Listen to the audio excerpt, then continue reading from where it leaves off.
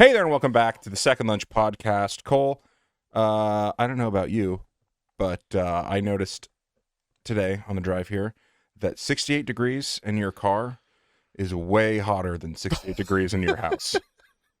I was getting blowed out by 16. Sweating my nuts off. We keep our house at 68, and somehow 68 degrees outside is colder than both of those things. But 68 degrees in the house, I'm pretty comfortable. Maybe a little cold, pretty comfortable. You try to put the temperature in the car at 68, fuck you. It better be 64 max for me. Yeah, I'm too big, got too much hair on my back, and that situation is not getting better. It's only going to get worse with time. I'm glad that as you get older, your circulation slows as the heart failure sets in, because that might at least mean that I have a chance of not being too hot. Yeah. The guy that's constantly either without a blanket in the summer, just, yeah. Yeah, my blood's too thick to thin. Yeah. We've broken through some sort of, like when you get the diabetes and you don't reverse it in time. Sorry, that's just, you're past the threshold now. Yeah. You can't ever get that back. Speaking of diabetes, Super Bowl's coming up. Yeah, very Seahawks exciting. are in the Super Bowl. Yeah. By the time this comes out, we'll have an outcome, which we don't know right now. I do feel pretty optimistic for the Hawks fans out there, and I'm excited. I'm most excited for the halftime show if we get to see it. I've never been more excited for Bad Bunny's music in my life. I know. I don't know much about the guy. I Seems like agree. a good fella, but I think it's really funny that the people who were making fun, just crushing the libs for saying "not my president," are now the people who are like, "Not my halftime show," and they're doing their own halftime show. Want to watch? You sound like a bunch of fragile snowflakes to me, is what you sound like. I also don't. I mean, Kid Rock has 4 assault charges. He has lyrics about pedophilia and about painting the town red and painting his white wife in reference to the sheriff of the town. If you've ever heard the hit song Cowboy. Great guy. So murdering police officers is a big part of his shtick. Or Kid Rock. it was before he figured out that he had a different grift he could pursue. Got him. Because once you fucking suck this bad, you got to find something. When your music has hit that sort of toilet bowl realm. I mean, I grew up when he was still relevant and making like terrible songs with fucking Sheryl Crow and shit. Yeah. Yeah. Put the picture away, dude. Put the song away. Put the song away. Put the guitar away. Put the little put away. All the things you're doing are very exploitive, and I'm not liking this. Kid Rock? I thought that's what they called Epstein Island. Hell, got him. Fucking losers. Jesus Christ. But I mean, I hope they enjoy that. I'm sure Lee Greenwood will make an appearance, and if Charlie Daniels were still alive, I'm sure. But he's. I think the Puppy Bowl is going to have higher viewership than their show. I mean, did anybody expect anything different than Kid Rock? I mean, maybe Nicki Minaj shows up for a duet now. That'd be such a funny duet, Kid Rock and Nicki Minaj. The things you've got to do. Kanye West is absolutely showing up. The sort of boot that you have to lick to try to get a pardon for your rapist husband has been remarkable to watch. Because that's what Nicki's up to. It's kind of pursuing the old, I married a rapist, how do I get out of this? Which is turning into a theme for that party. Look for the old pardon. Which, by the way, is an admission of guilt. By accepting a pardon, that is an admission of guilt. So, admitted rapist, soon to be pardoned husband of Nicki Minaj, potentially. But only if she licks the taint hard enough to get the old... We'll see. This is my favorite. I love when you get rolling. Let's talk about something really serious, though. What are the most divisive chip flavors? Divisive? First thing I'm thinking is sea salt and vinegar. Yeah, that was exactly what I was thinking, too. Sea salt and vinegar. And then dill pickle. How's that one strike you? Dill is new. It's more newfangled. I like it. I do think it's divisive, but I feel like a lot of people haven't had the dill pickle, especially if they're not in the, like we got the Tim's Cascade chips. I don't know how many brands are. Yeah, I don't know how many brands are like going after that. I had some peppercini flavored kettle chips. Wasn't sure. I like pepperoncinis. I like kettle chips. Wasn't sure how these two things were going to marry, but wow, impressed. I do love the idea. I've seen those, but haven't had them. But now, because I eat a lot of pepperoncinis. I'm a big pepperoncinis and jalapenos on. Well, you just sometimes just have Just have one. Go to the fridge and just have yourself a pepperoni. It's been a while, but yes, I will. I usually have the rings for sandwich convenience. Yeah. So, I can't just get one. I Yeah. more have to fork a few out. I'm that way with fucking jalapeno discs, man. I'm shimmying those bad boys into everything. Breakfast, lunch, and dinner, man. Jalapenos are on the menu. I know, and that's one of those vegetables. It's nice and cheap. You Mhm. get jalapenos are not going to spike your food prices. Thank you for calling it a vegetable, because I feel like the way I consume it is not like having vegetables, With a but lot of vinegar and salt. And my doctor's going to be like, so have you been eating a lot of vegetables? A ton.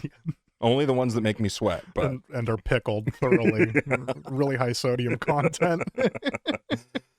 sour cream and onion, what do you think? That divisive or no? To some extent, but it seems like a lot of people like that one. And then the people that don't, it's not like such a huge, I kind of think of like Cool Ranch Doritos in the same, like, I was a nacho cheese guy, but I was never revolted by the Cool I Ranch. still eat them. Yeah. Perfectly Yeah, I'm not valid. offended by it. You know what I mean? But yeah, I do think the sea salt and vinegar is Somebody- too loud for some Somebody people. like somebody goes to a party and puts out sea salt and vinegar chips. You're making Yep. a statement. That is bold. That is bold, especially without other options. See, it's the same thing. Like, I'm guilty of buying salsas that I like that are sometimes too hot, but I always try to have a second, Yeah. get at least a mid-range option. You can't just But have you the- probably warn people too. Either put a little sign that says hot. Or Yeah. you're like, hey, that one's hot. Yeah, careful with the Renfro's habanero. Or you're But- just Uncle Dave and you keep it to yourself, right against your person, snuggled up. I'm imagining Dave with almost like one of those hot sauce holsters, it's ready to go. Oh, all right. This one's yours. Yeah, this is mine, and this is actually this is related to friend of the show David Tweedy, because David follows a page on Facebook that he probably hasn't even seen for a while. I believe it's Hoagie Lovers, but I'll double check. I'll double check as we're talking about this. But what I wanted to talk about is, what are the most unexpectedly divisive groups you've ever seen? Because this Hoagie page has the most negative energy I've ever seen. Really? I shit you not. Hoagie gurus, so that the folks at home can actually look this up. 245,000 members. Every single post, people are critical. Where's this? Where's that? It's got cheese. That means it's not this. It's got mayonnaise. It's not an Italian. Oh my God. This place is better. Like, I've seen some burger pages or like pizza pages where even like the sloppy shit, even like, oh, I ordered the new Carl's Jr. burger. People are just like, yeah, we love burgers. Yeah, Just exactly. raw enthusiasm, which is like, yeah, it's a stupid burger page. It's probably what it should be. But yeah, Hoagie gurus, man, you better fucking bring it. Apparently, That's an interesting move, because it seems like if you're going to have like a fan page, it would be fandom, not anger. yeah. And I've also never been angry with a hoagie, ever. I would think that, see, and this is why I was thinking it should be Hoagie Lovers.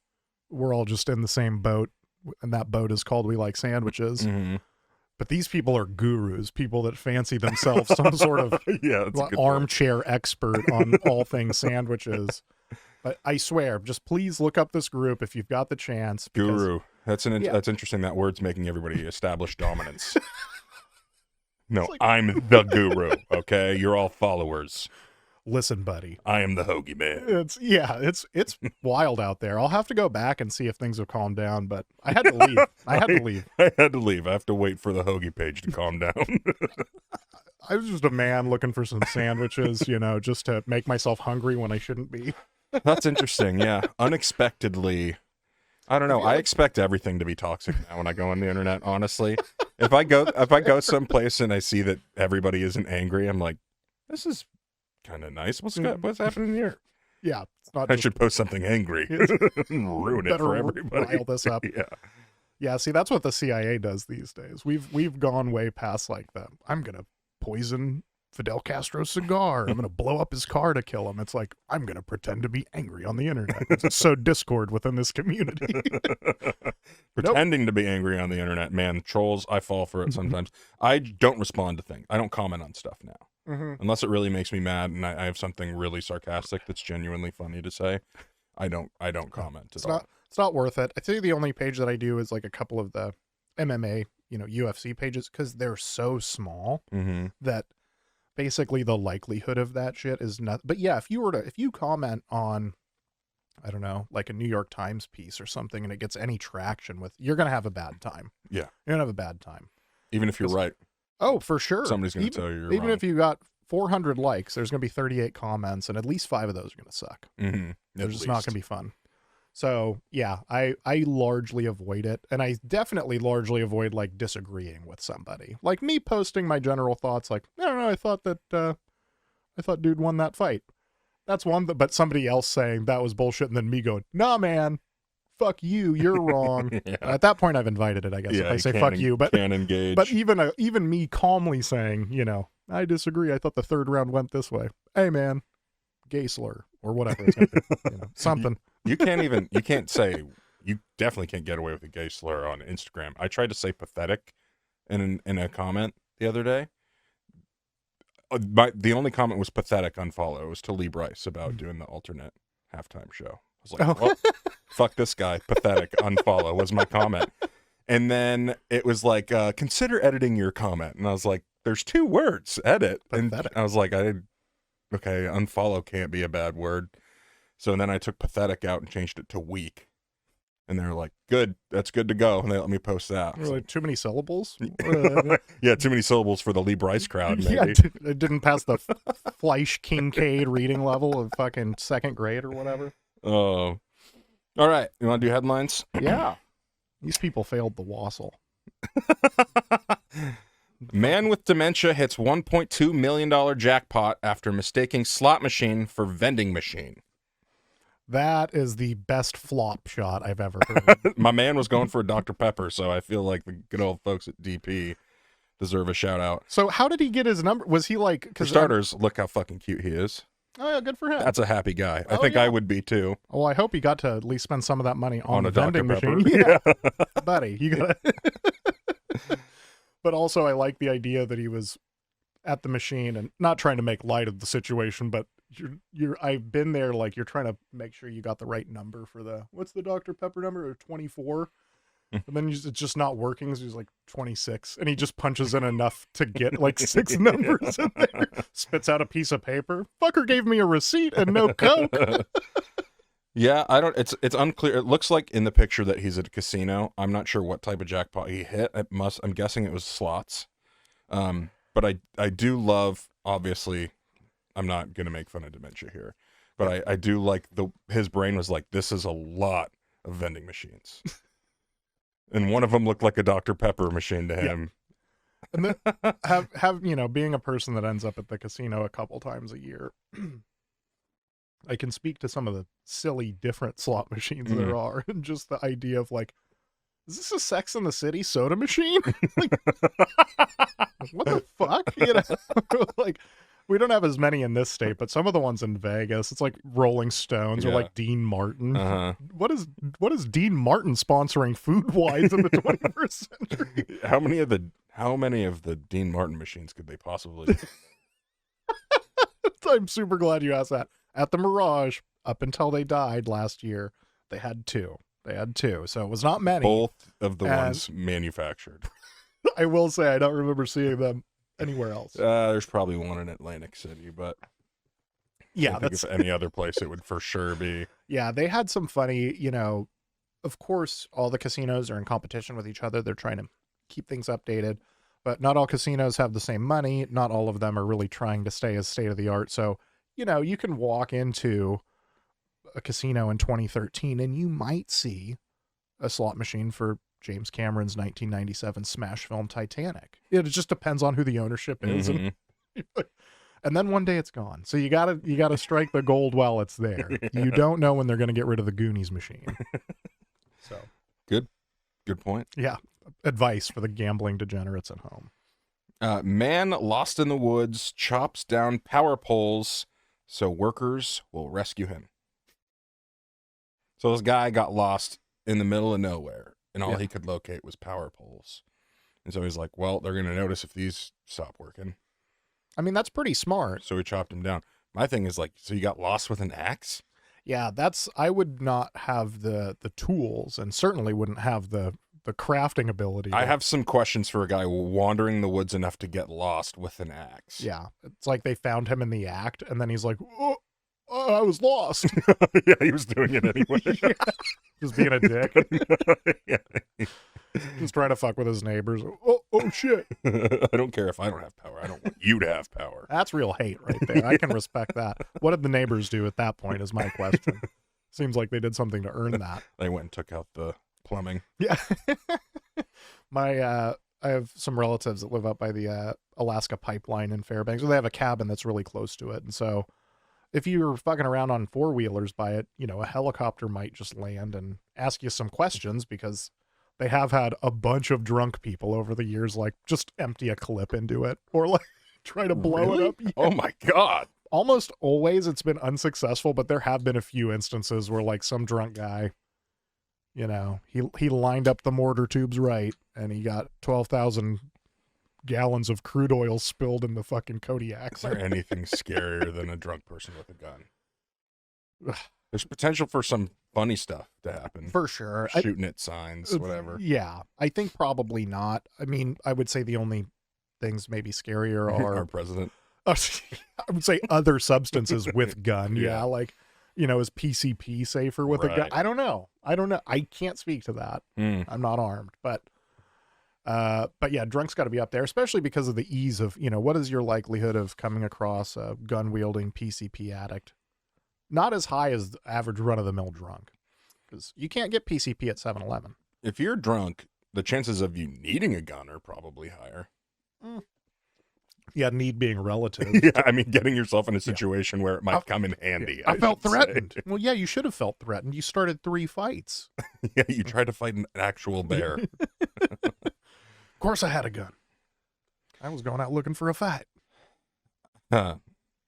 Quote, I want a beer. Paralyzed man communicates first words in months using brain implant. Relatable. He's got to be thirsty. Yeah. No matter what, because they've been hydrating. Yeah.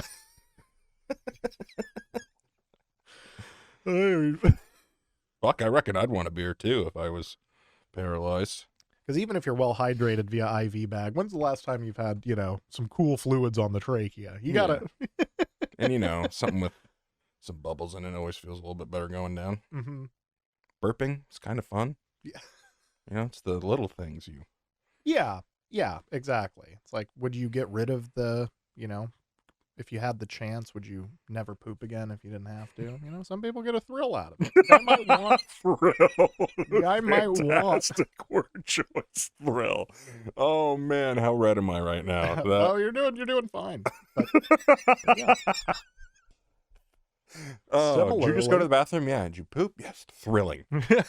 Wow. Edge of my seat. Yeah.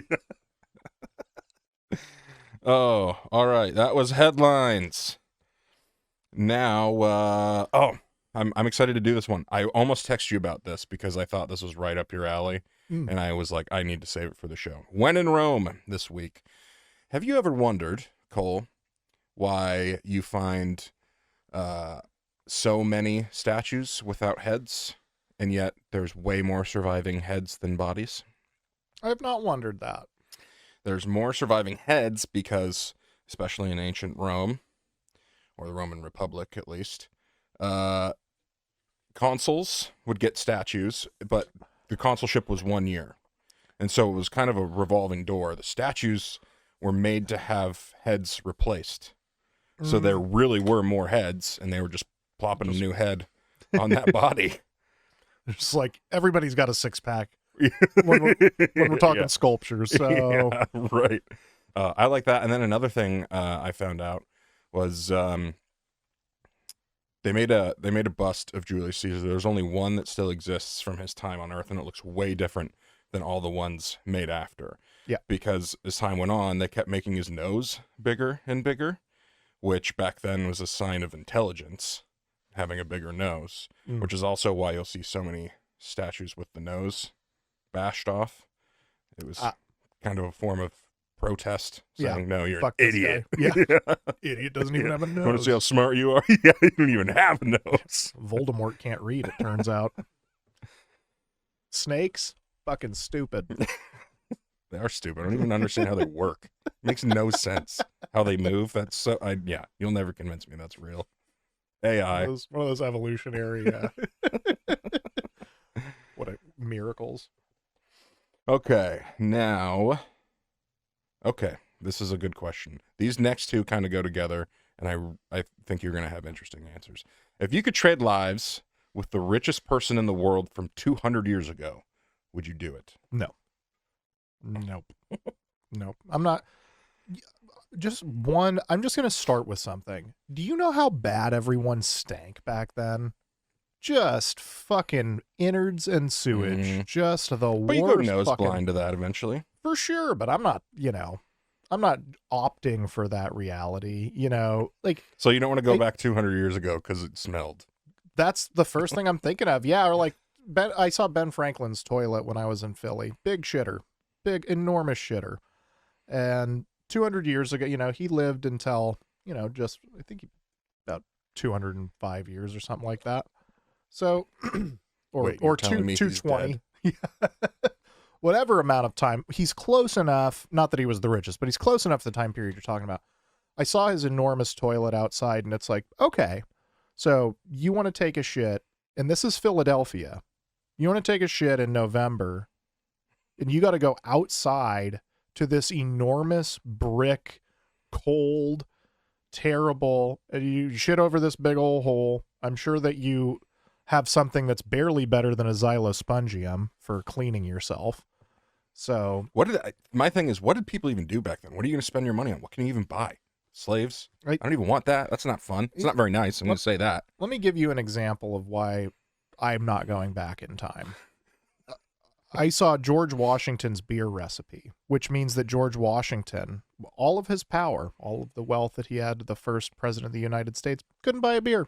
Couldn't have enough beer on hand, at least, that he had to make his own. Fuck all that. Fuck all of that. Maybe he just enjoyed making it. Some people do that. I mean, it's not impossible, and they definitely imported plenty of, like, it was really popular to drink Madeira wine back then, the super strong, like, port wine, I think it's. Anyways, they brought a lot of that shit over, so it's not like you couldn't import a bunch of stuff, but it just seems like everything's a pain in the ass, How good is the food a lot of the time? Now, if you're the richest person in the world, I'm sure it's pretty cool, but that why IPAs have such high alcohol content, right? I think the real reason today is that it's easier to make a shitty beer. Yes, that is certainly true today, but originally, they were importing beers and the journey was too long and it would go bad, but they realized if the alcohol content was higher, it had a better chance of surviving the journey. Yeah. Yeah, so and I think that Madeira is also how much really alcohol was in Washington's beer? That's a good question. It had molasses in it, so it definitely had a sugar content that allowed you to make a pretty strong beer. That's a good question. I don't know. The only reason I even found out about that is for some reason I was like, how do you make molasses again? And on that page, it's like, brown bread and George Washington's beer recipe. Both involve it. This is dumb. This is going to expose my knowledge of American history. When did they move the capital to D.C.? I myself don't recall when that. I thought it was in the early 19th century, like early 1800s when they did that. So Washington would have lived in Philadelphia, right? I don't know if that's a good question. Maybe they already did. That was the capital first? Wasn't that the first capital? I don't know if Philly was actually considered the capital after we had already become the United States, or if it was sort of like the functional hub before then. I don't remember exactly when that happened, but I do believe that by the time the War of 1812 happened, it was definitely Washington, D.C., because they burned down the White House, and it was the White House. Yeah. So they burned that fucker down. And sorry, I just had an image in my head. If you saw me just laugh for no reason, I started thinking about George Washington being in Philadelphia. And then I was like, can you imagine somebody wearing pantaloons in Philadelphia now? What would happen to them? Or just trying to be a wig. Or the idea of politics being like trapped in obviously the 18th century, but people might still throw a battery at you. Like, down with the tax. And somebody's like, fuck you. Fucking go to Boston. Fucking loser. Quick. Grease the light poles. Just as rowdy back then. That's actually why they left Philly as the capital. Like, these guys are Unruly. I'm going to say it. Look, I love this city, It's man. almost like they're going to storm the Capitol. They just won't shut up about Gritty and the fucking Broad Street bullies, and it's just not a place for politics. Yeah, Gritty actually existed then. Our current Gritty is based on. Yeah, like I was reading. So this week in history, this is not one of the questions I took, but Groundhog's Day, the first one happened. Yeah, because obviously it just happened. So first one happened, however long ago, 1890. It's like, yeah, the first Puxatawny. First time he brought out Puxatawny Phil. I was like, that's an old ass fucking groundhog. He's 1890. What, we got a 140-year-old groundhog out here? That's the exact thing I was thinking when you talked about Gritty. Like, Gritty's older than time and space. I couldn't possibly believe there's more than one man playing Gritty. He was old when the world was young. Yeah, did you know the groundhog they use for that is of the same lineage? They've been very strict about keeping that bloodline. He's got a hard job. You can't. That's not a skill you can inherit. Clearly, it's God-given and must. Only somebody chosen by God could see his shadow in the sun. I also love that his name is Phil. Not to like talk shit about the name Phil. My name's cool. I'm not on my high horse. Phil was probably like a really progressive, like your really futuristic name back in 1890. Phil. Yeah, Phil definitely. Ooh. You took the lip off that? It's like Braden or something. Right. Or no, I should say like Jackson with an X. Jackson and a Y. Carly with an EIGH at the end. Oh, God. Yeah. That one made me shudder. Oh. That is cool that they've got the same bloodline. I like that he's royalty, basically, in that sense. It's like a truly, like, this has been divine right. Have they given him a hat yet? Does he have a hat? Do they dress him up a little bit? Put him in a little coat. Yeah, give him a coat. Dress him like the penguin, like Oswald Cobblepot. Yeah. Give him a monocle, at least a monocle. Okay, how far back in time would you have to go before you felt like you didn't have anything in common with the people there? For me, it's like 1988. See, anything is interesting because there's enough old music that I like but how much am I getting through my day-to-day talking about like music commonalities with people, I think and how accessible was it is another thing. Like even in the 50s, there was some stuff that like you might know it existed, you might hear it on the radio, but could you go get it? Very true. Very true. Some of the most expensive things ever are still those old 78s and those old acetates that people like, R. Crumb would collect, where it's like, there's only, in some of those cases, there's only, a handful that ever existed. And yeah, radio's not the same. Everything was much, much harder. So anything in common, that's a good question. I will say where life becomes a real pain in the ass, it would not take long. I mean, the amount of things we just use the internet for, like you get back before like 1998, that's going to start getting tough. The amount of stuff I do say, if you work like a white collar job, the amount of stuff that had to be done via, pure paperwork, people just can't fathom with like the size of companies today. I'm going to say, let's start with the invention of the television and work our way. I think back to even the 60s. And I'm like, what the fuck were people doing? Like, when there was just time where there was no TV on, it just wasn't on. There was just nothing on the TV. Just plays the Star Spangled Banner from 11 p.m. I'm like, what were they up to? Because there's some people who don't like to read. So what the fuck were they doing? What were they doing? Did people not stay up late? Did they just like go to sleep because they're bored? See, that's where people get hobbies like, I'm an amateur ham radio operator. It's like, well, yeah, that makes a lot of sense. My dad did that. Yeah. Yeah. This makes a lot of sense. I'm going to get into taxidermy. I've got 8 hours today. Yeah, because to your point, like I like to read, but I've only got usually at most an hour in me. I'm not good for like long, I don't get sucked in very often on. Yeah, what am I doing with the rest of this time? I'm the same way. Yeah, I don't have video games. It's like I'd be better at more stuff. That's probably one thing. I'd probably know how to fix a car. Yeah, I'm complaining because my brain wouldn't be allowed to rot. Yeah. What am I supposed to do? Pick up a skill? Fuck that. What am I, Amish? Okay. Let's do this. Gucci or greasy? Mm-hmm. Pistachio ice cream.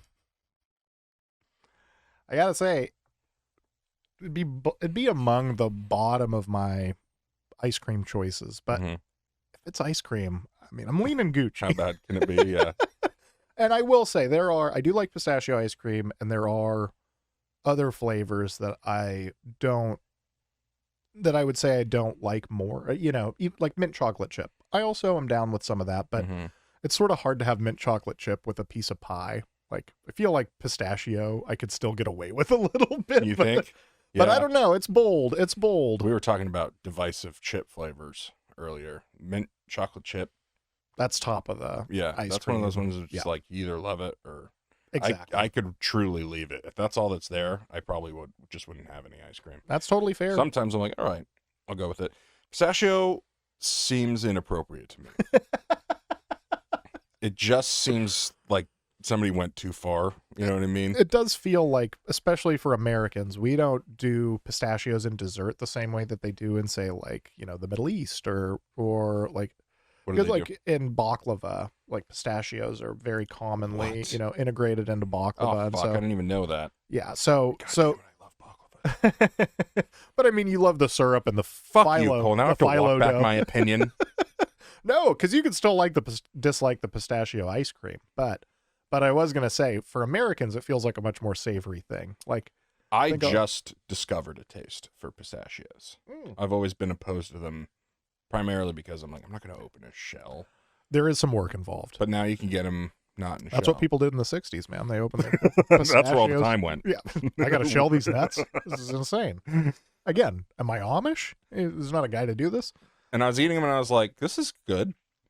This is good. It's kind of sweet. And I was like, oh my God, pistachio ice cream. I've never had it. But then I'm like, well, they make like peanut butter ice cream. You can get a peanut butter milkshake. And then I'm like, do I find that acceptable? I mean, I like those quite a bit. Because I think both of those are weird to me. Because I'm like, peanut butter is supposed to be dry. Why is my mouth wet and peanut butter?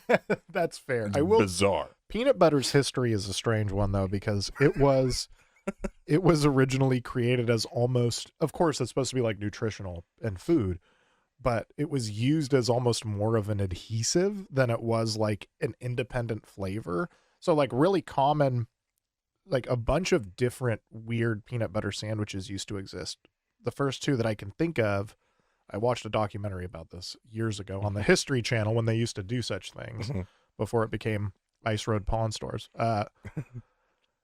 They would have, I know that peanut butter and pickle was a common sandwich, and peanut butter and bacon was popular to the point that there was actually a pre-packaged peanut butter and bacon spread. No way. Because peanut butter initially, like I said, it was kind of more of like a sandwich adhesive. Like, it'll keep all your sandwich, so you don't have to have a melted cheese slice. It'll Peanut keep the butter whole and thing. bacon would have made Elvis's dick so hard. Oh, I should have put Holy shit. Should have put the fool's gold loaf on the Wikipedia for today because, yeah, he absolutely, I mean, He would have been all over that. the fried peanut butter and banana Mm-hmm. with bacon, and then the fool's gold loaf, which is, there's peanut butter and bacon in that. There's also jelly, but. Did you know that Elvis once, spur of the moment, chartered a flight to Denver to get a peanut butter sandwich? Yes, he took some friends. The fool's gold loaves, those were the ones. Oh, Yeah, it was Okay. because it's a hollowed out. I don't know the loaf of bread, but it's a hollowed out loaf, and then it's a pound of peanut butter, a pound of jelly, and a pound of bacon. And he bought like 26 of them, I think, because he took a bunch home. Yeah. And this is the place. It still exists. They still sell them. They're expensive as shit, which is funny because the ingredients are not that expensive. But yeah, it's it's more for your health. Kind of like how they make cigarettes expensive. You really shouldn't have this. the state of Colorado has a fool's gold tax. It's like, no, you got to 80% of your proceeds. Yeah, yeah. The sandwich is $4, but the tax is $22. It's one of my favorite Elvis stories because I know you and I have talked about, like, I don't like to make too much like light of or focus on the like fat Elvis stuff. It's easy for people to lose the stardom and like what his career really was when you focus on that. But when you charter a flight, it's got to be talked about. To buy those sandwiches too. If you were like, oh, you went to Philly and bought like 20 Philly cheesesteaks, I'd be like, I don't know why, but that resonates with me. Like I could see that doing that if I were stupid rich, but the 3-pound, it's just the type of sandwich that kicks the story up a notch and makes it truly Elvis to, It's funny. He wasn't really fat until the end, but he had that, he ate like a crazy person. Yeah. So it was like, yeah, this was going to catch up to you. And all the prescription drugs he was on.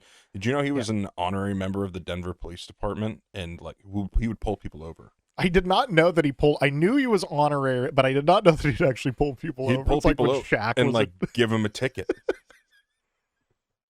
Which of course meant nothing, because who are they going to pay? Who am I supposed to give you the money? I think he was just doing it because he thought it was cool to be a cop. But he has tons and tons of badges from police departments in the cities he'd go to. He loved law enforcement. Well, that's a pretty interesting, and of course anybody's going to be happy to have Elvis, show up. That's how you get to meet a president with a gun in your pocket. We brought a gun into the White House. Holy shit. Yeah.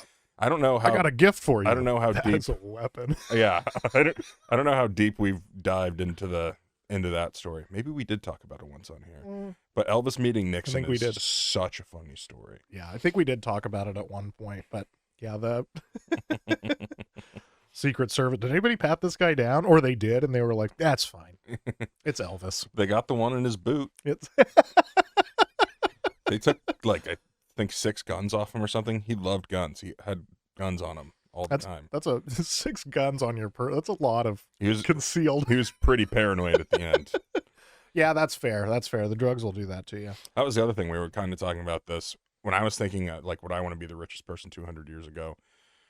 Rich people are pretty protected now compared to the past. And back then when you had money, you were a target. Yeah, you might just get fucked up. Yeah, that would be the scariest thing to me. I mean, I always think about, it's not even that long ago. Like, I'd just pay off the national debt and be like, nobody fucking hurt me. And we're good.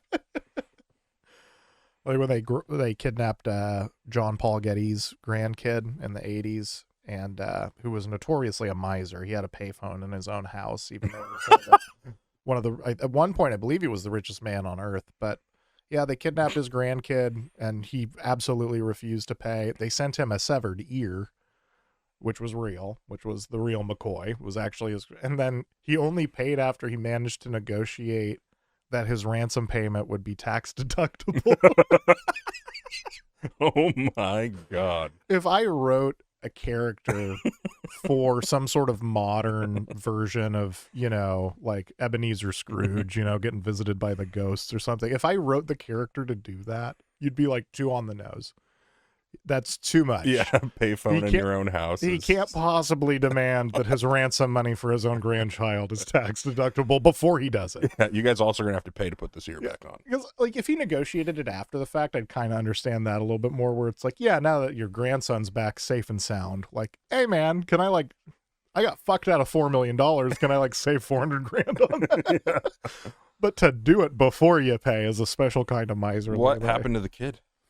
That incident unfortunately changed his life forever. I wonder why. Fell into drug use, had an overdose that rendered him unable to speak and paralyzed below the waist. Jesus. And passed away fairly young as a result of those injuries. Who's to say if his grandpa had paid on time, if they wouldn't have still fucked him up?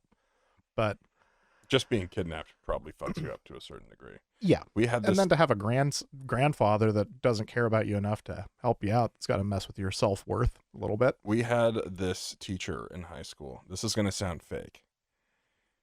I never talked to him about it, but one of my favorite teachers, I keep in touch. I mean, we've had Harkins on the show, who I just had a beer with the other day. I keep in touch with some of my educators for whatever reason. I just like having knowledgeable people in my life. But anyhow, he told me that this particular guy, who was always very jumpy, had been kidnapped twice in his life, or abducted twice in his life. And yeah, it'll change you. That guy was weird, man. He was always sometimes it was the most random sounds would just trigger him. Sometimes he'd just start shouting if you were clicking your pen or something. It's PTSD is what I'm describing. Right. But yeah, I think getting being kidnapped and to the point somebody's whacking off body parts. Yeah. Losing ears like it's Reservoir Dogs. Yeah. Yeah. That'll mess with you. You might remember it. All right. So got our next one here is, it's going to be a short Wikipedia this time, but I want to talk to you a little bit about the glass delusion. The glass delusion is a fear, a psychological disorder, psychiatric disorder, that you are made of glass. No way. And that you will break if somebody bumps into you too hard. And it's almost always... schizophrenics? Well, I was going to say I'm sure that that's a factor, but at least the ones that we know about tends to be royalty, where there was probably inbreeding and who knows what other sort of like corresponding, health or other psychological disorders may come with some of that, if you're the Habsburg family. But there's more to it too, because glass used to be a valuable commodity. It was regarded as an almost magical alchemical sort of thing. To be able to turn sand into glass, was considered quite special. And because it was associated with, fragility and luxury, there was this genuine attachment in the general public, or like connection between like glass and royalty. Glass is a nice expensive thing. Royalty is, really expensive ticks that we carry around as a society. So we've got this association, but the fixation, though, whatever, did lead to some very famous people thinking that they were genuinely made out of glass. That's so fucking bizarre. And taking pretty extreme steps in some cases to ensure that they would not break, because these are wealthy royals. So a few accounts, the historical cases. So the most famous one is King Charles VI of France, also known as Charles the Mad. He was plagued by mental illness throughout his reign. He had his first mental health incident was an incident where he thought that he was being betrayed by his own guards, and he killed 4 of them in the forest. Before being restrained by like his own brother and a few other guys. So that was like the first moment they realized, oh my God, this like 21-year-old king is fucking nuts. I'm a little impressed. That he killed 4 guys. Yeah. Yeah. I'm sure the first 2 are like the freebies because people are in shock. And you don't want to kill the king. Regicide, you're going to get tortured in a special way. So you're going to try to talk him out. Yeah. For sure. You kill a king, man, they might torture you in ways that have like only been portrayed in movies. They'll do some fucked up shit. Hey, it was self-defense. That's he had killed 3 other guys. You can't kill a king, brother. Come on. Listen, 3 strikes. Yeah. I know we're like 400 years before the advent of baseball, but 3 strikes. You cannot kill that many people. So yeah, he wore clothing that was reinforced with iron rods and did not allow his advisors to come near him due to his fear that his body would accidentally shatter. So he's considered the first case. Don't worry, I got 2 more. Interesting that he thinks he's made of glass, and yet he's willing to like take on the fight of killing somebody. It's the duality of man, Chris. Sometimes, You're trying to tell me that this disorder doesn't always make sense? Sometimes you're fucking the world, and sometimes the world's fucking you, man. Hold on.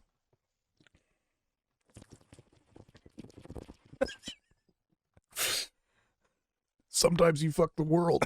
Sometimes the world's fucking you, man. Didn't quite have that one, but been more insightful. But okay, 2 other cases of glass delusion for you. Princess Alexandra of Bavaria. I like this one a lot. Because I have so many questions. Believed that she had swallowed a glass piano as a child. What? I assume everyone's question is the same as mine, which is, what is the size of the glass piano? Yeah, exactly. Because swallowed, so there's no chewing. Yeah, you just you unhinge your jaw and like, I swear to God, there's like a Shel Silverstein poem about like a motherfucker eating a piano or something. But this shit, you believe that for real? Like, One time when I was younger, I swallowed a blade of grass. I was like playing outside, and I'm allergic to freshly cut grass. So I was like, well, I'm going to die. That's This it. is how I die. Yeah. I can see that logic, but unless somebody told her she was allergic to pianos and glass. Well, and you also, you know that you swallowed it.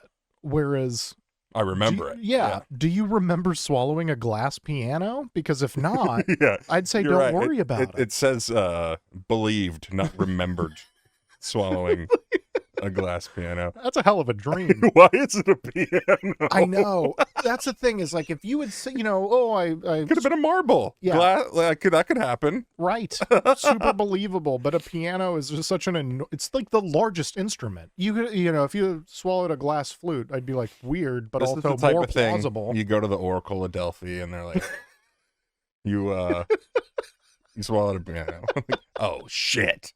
You swallowed a glass piano. But then what would the glass piano like represent? Man, frauds used to have such an easier time. You just tell a guy that he swallowed a piano. Jesus Christ. I don't know what your end game is by convincing someone of that. I read something that the oracles were just fucked up because there was some sort of fumes coming up from the ground below them. And so they were literally hallucinating. Just high as hell. Yeah. Yeah, there was a I think it's actually in Rome. It could be Greece. I know it's around that time, but there's a fucking cave that basically kills anyone that gets near it because of all this like shitty methane gas that's coming out of it. And then they had like wise men, oracles that you could pay to go into the cave. And then they'd like tell you what dude in the cave said who didn't exist. And they probably just held their breath. But Yeah, them staring off into the distance wasn't. I mean, they were seeing something, but they were hallucinating. can we get the bong noise again? These guys are just high as shit. So the glass piano must represent fragility. I'm fragile and dainty like a piano. And yeah, she was fearful that it might shatter and puncture her organs. She didn't think she'd passed it. No, she thought it was just hanging Stuck. around. The body. There's two things that take 10 years to process when you swallow them: chewing gum and glass pianos. That's a super funny observation too, because I can't imagine two materials that are almost less similar. Look, man, there's two things that are gonna hang around you. Like it's got a nuclear half-life, brother. Chewing gum and pure glass. Why? Why can my No, body it has to be a piano. Other glass might get through. There's something. She's gonna get that specific on what it was. Yeah, That's part of it. true. It's got to be that instrument. And then there was an instance of a guy in the Greco-Turkish War in 1922 who had failed to adequately respond to a great offensive because he thought his legs were made of glass and could shatter if he moved. Which that sounds like Oh, he's cowardice. Anthony Davis. It's oh my God, he just got traded to the Celtics. Yeah, that one sounds more like you were trying to maybe desert or be a coward or whatever you want to call it, and then you're like, I Draft dodger. thought I was glass. Yeah, I thought it was. I got You're gonna bone think spurs. this is crazy, but I think my legs are glass. Pretty sure. Just his legs? How are they connect? How's it holding up the rest of you? Yeah, that does. Where does it connect? Where does it connect to the flesh? Is it your bones? Got Yeah. glass bones? That's Do we know anything else about our princess, or just that she thought she swallowed a glass piano? here. I'll see if there's anything else on Princess Alexandra. She had the glass delusion. Okay, we know that. She also had a fixation with cleanliness as well as only wearing white clothes. So she had some obsessiveness. Apparently she was actually a pretty good writer though. And Well, she had the music in her soul. So.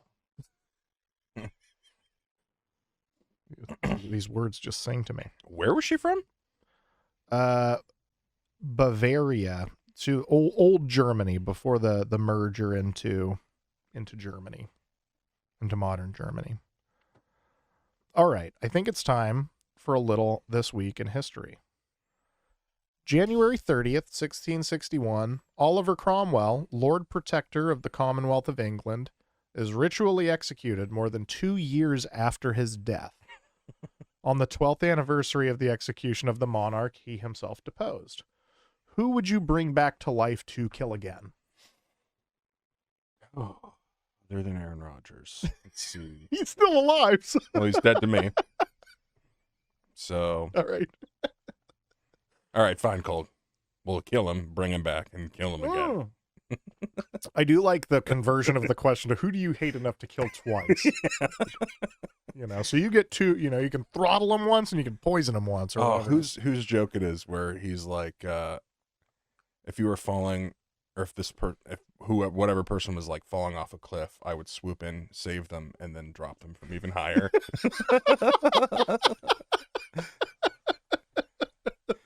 That's a pretty good one. Yeah, definitely stole somebody's joke there. I don't know. I don't know. I mean, there's the obvious ones. We'll probably get censored for saying Hitler, right? Yeah, But- that's how you get demonetized really quick. Yeah. Hitler, COVID. Those are all the words that get you. The Ice. N-word. Let's just say Ice. ice. The N. Don't say it. Just say the N-word. Yeah. Perfect. Now we got no chance of this episode taking off. I'm gonna bleep them all. Like that episode where I said a bunch, like in a row. I bleeped it with so many different noises. It's gonna happen again. See, that's funny. If you got anything else that's in your soul that you got to get out of your system right now on the air, dude, let it fly. See, this is where you bleep me when whatever I'm saying, so it just looks bad. You know what I really hate are, and I could say something like, you know, cold cut combos, but if you bleep it, No, it's hoagies. the cold cut combo has 3 types of bologna. What's your answer to this? I thought the devil only invented one kind of bologna. So my first thought was Kissinger, but like you said, this is like you know, it's almost easy to just choose like the old war criminals, you know, Mhm. like, yeah. But he lived way too long. I think I would can I bring him back to life and also remove the last 50 years of his life? Is there a possibility I can do that magic spell? But I'm trying to think of a sillier answer. Charlie Daniels. Just so that he can't perform at the fucking halftime show. Devil went down to Georgia. Fuck you. I don't know. I am going with Kissinger, though. I have worn my Kissinger shirt on the show, and then he died really quickly thereafter. So if I wear it again, maybe I can We've resurrect killed a him. couple people. You should get a Trump shirt. You should. Yeah. Remember who was it? Dean Martin? We got him whacked a couple. Or no, wasn't was it- whacked, but he kicked off a few days after we. Oh, no, it wasn't Dean Martin. It was Tony. Yeah. Tony. Oh, I'm forgetting his last name right now. The great singer that did. Tony yeah, Bennett, thank you, thank Tony you. Bennett. Tony Yeah. Bennett.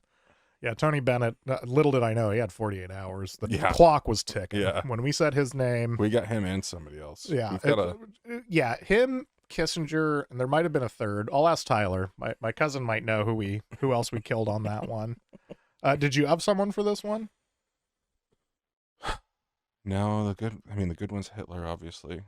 Mm-hmm. It's such a bummer that he got to kill himself. Yeah, it really would have been nice to see him go out the way that Mussolini did. You know, Mussolini got whacked and then his What happened to Mussolini? corpse defiled in public. That's so He was- fucking Italian. Yeah, he was summarily executed by a group of partisans, and then he was dumped unceremoniously in the middle of this sort of a public center, plaza, excuse me. And then next few hours, people hit him with tomatoes and shit, pissed on him, beat the fuck out of him. He's already dead. And then they strung him up from basically what looked like a gas station and kept throwing shit at him. And that happened, I believe, about 2 weeks before Hitler killed himself. So he heard about that, and he knew that that was a very possible outcome for Mhm. him. Obviously, being arrested and standing, trial for war crimes, that was a possibility. I'm surprised. But also just being beat to death by angry people was certainly a possibility. I'm surprised they didn't throw him in the Tiber like they do for everything else. What? I do Chuck like him it. You got to bring back the old punishments for just shit that just. Listen, this would have been a crime 1,000 years ago. You get the 1,000-year-old punishment. Yeah. Oh, I found out reading the other day what decimate means? Are you familiar with where that word comes from? I am actually. That's where you eliminate 1/10 of your military force for. Yeah, you line up 10 people and you kill every 10th person. That's fucking insane. Yeah. But on the Mussolini thing, that is very that was clearly a nod to ancient Rome, where they used to do that. They'd take somebody's head to the forum after decapitating him, put it on a stake, and like put it on display. Yeah, and it was Whoa. the same thing in Chilling. particularly in England. Other old royal colonial powers had similar things that they would do. The French certainly did similar stuff, but like for instance, when the English got William Wallace, and unlike the movie Braveheart, they didn't capture him right away. He was hiding in France for like 11 years or something like that, but they publicly castrated him, drew and quartered him, and then they had his head on London Bridge for like 2 years, which I feel like at a certain point we get it. Yeah, I see where your smells are coming from. The Yeah. smells you're worried about, Cole. Yeah, you're just leaving heads around for years on end, just hanging around on your most iconic bridges and such. Like, this is the tourist. I don't know if there's tourism back then, but this would be the tourist like trap, and it's adorned with bodies. Yeah, how would somebody not steal a head? It's gotta be worth something. Or like the other day when we were texting and we were talking about the Third Servile War, and I was like, yeah, they crucified 6,000 people on the Appian Way. That can't smell great. Yeah. 6,000 corpses hanging around. They didn't have scent receptors back then. There's no fucking chance. The smells were just so intrusive. There's no way. Rome didn't have plumbing. Like, they had insulae, which is Latin for island. And that was like the first high rises. Those were the first big apartment buildings. It was cheaper the higher up you went. So they just had, it was very population dense, especially for the time. But there's no plumbing. Yeah. So now you just have more people's shit in the street outside of this place. Oh, I can't even fucking imagine how bad it smelled. No, it's gotta be something else.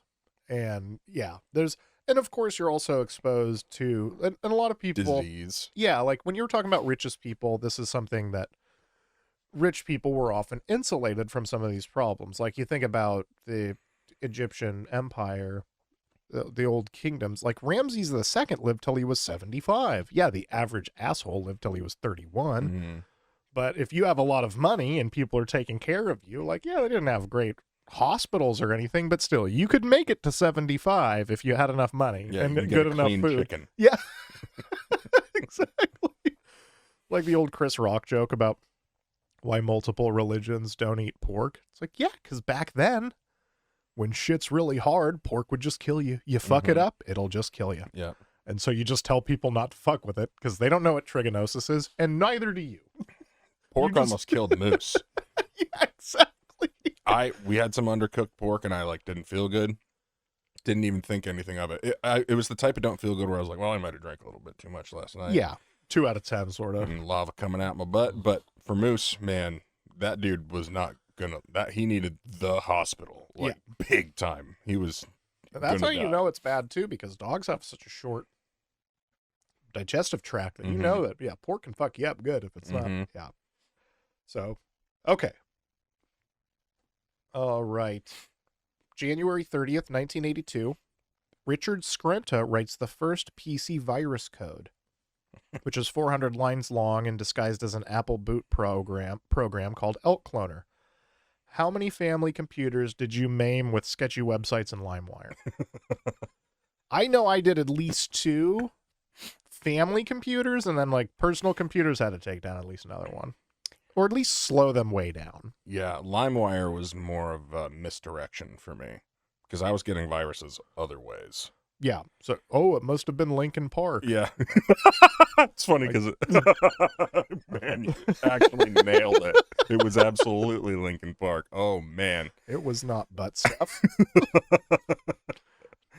But my dad is an engineer. So he works with computers. He's like very, very computer savvy, so he could always resurrect this poor fucking computer. It was never quite the same, but it lost a little speed, you know what I mean? But it was still getting the job done. Yeah, Man, it was once every maybe 3 months. My dad had to come and like do surgery. You had to unfuck it. Yeah. Had to fix the computer. Had to defucculate it. Yeah.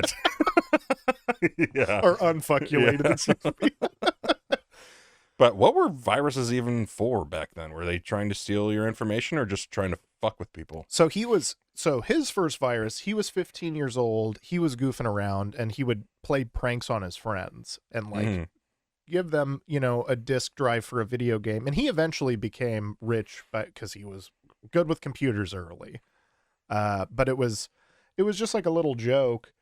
But it was a true virus because he had written it in a way where, excuse me, it would download to your computer the first time you put it in. And it was a really simple virus that didn't even fuck up your computer that bad. It was more like an annoyance.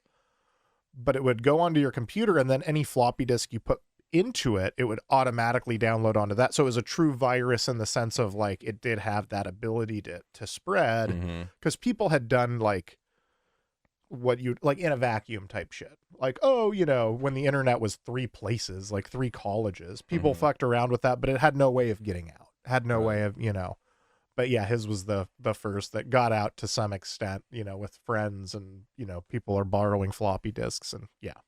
So yeah, I fucked up at least 2 computers. Pornography, I'm sure, was part of it, but I also downloaded a ton of music and like a lot of old wrestling matches and just any of those things. Yeah. People could try to harm your computer, hit you with the spyware. Whatever. I probably did the same. I had at least like the game summary, like the video highlights of every Packers game going back like 20 years at one point. But that's the same deal. I'm just finding it on the internet and being like, download. So yeah. I probably. Yeah. To this day, I still have probably 300 fight DVDs where I would download them. I guess I'm admitting to some felonious activity here, but download them, like put the chapter selects in there for each of the fights. And I still have them. They're pretty well put together. But like I said, it's like 300. Any one of those could have been any other weird file type. Of course, as you got better with it, and then things like torrents also made it a little easier to like not download 11 songs in a trench coat or 11 viruses in a trench coat disguised as a song. Yeah. But yeah. Okay. Last This Week in History question. February 4th, 2004, Facebook, a mainstream online social networking site, is founded by Mark Zuckerberg and Eduardo Saverin. What is the worst website of all time? Facebook. No. I was going to go Twitter, but, Yeah. birds of a feather. ESPN. It is. It's Fox News. It really has gone that way. Especially if you read the comments, like on their Facebook. Yeah, it turns out hiring Pat McAfee, aka an anthropomorphized tank top, has its limitations, both intellectually and politically. It's interesting when I always liked Pat McAfee, the punter, the guy. Yeah, goofball. Yeah. And now that he's been given a platform, I fucking hate his guts. Yeah. He's such a dumbass. Calling Caitlin Clark, like, what did he call her? Like some white bitch or something like that? That's my girl you're talking about. Hey, man, I understand. That was my reaction as well. I'm only quoting this asshole. I'm not signing off on what he said, but I was like, that really shows where we've come as a. I just never thought of anybody on ESPN ever disparaging an athlete, whether on purpose or accidentally, in that sort of way. I mean, people had certainly, like, ESPN had hired Rush Limbaugh at one point. He talked shit about Donovan McNabb and how black quarterbacks were over it. They had hired him to be that sort of asshole. So I'm not saying that people had never said something like that before, but it struck me as surprising in the year 2025 that somebody would even think to call one of the best basketball players in the world some bitch. I just never crossed my mind. A guy with an actual job on an actual network saying that. Yeah. Never crossed my mind. Didn't even think I'd have to confront the possibility. You're a punter. Fuck off. I mean, in terms of being known for athletic accomplishments, Caitlin Clark accomplished more and is known more for what she did in college than Pat McAfee's entire career. Yeah, good point. Just like being a above average punter for the Colts, it's just not even close to the same. Yeah, it's not even close to the same universe of success. Just like I'm not close to Pat McAfee's universe of success. So if he could also throw that in my face, but for somebody of your level to disparage a person of that level, I think you're a fucking asshole. Pat You've succeeded in not being a stupid dick. So True. I feel more accomplished as a human, yeah, as ethically I do. yeah. But I have kicked fewer egg-shaped balls far than him. And so to that extent, maybe he's the better man. We should have a punting contest. I think I got a good 30-yarder in me. I don't know if I've got, and maybe with a bounce, maybe 40. As long as we're not judging by hang time. Just hitting a worm burner of a putt. Look at that baby roll. All right. Well, thank you guys for listening to the Second Lunch Podcast. Check us out: Facebook, Instagram, TikTok, X for food thoughts. Jordan, love you all. Bucks and 6.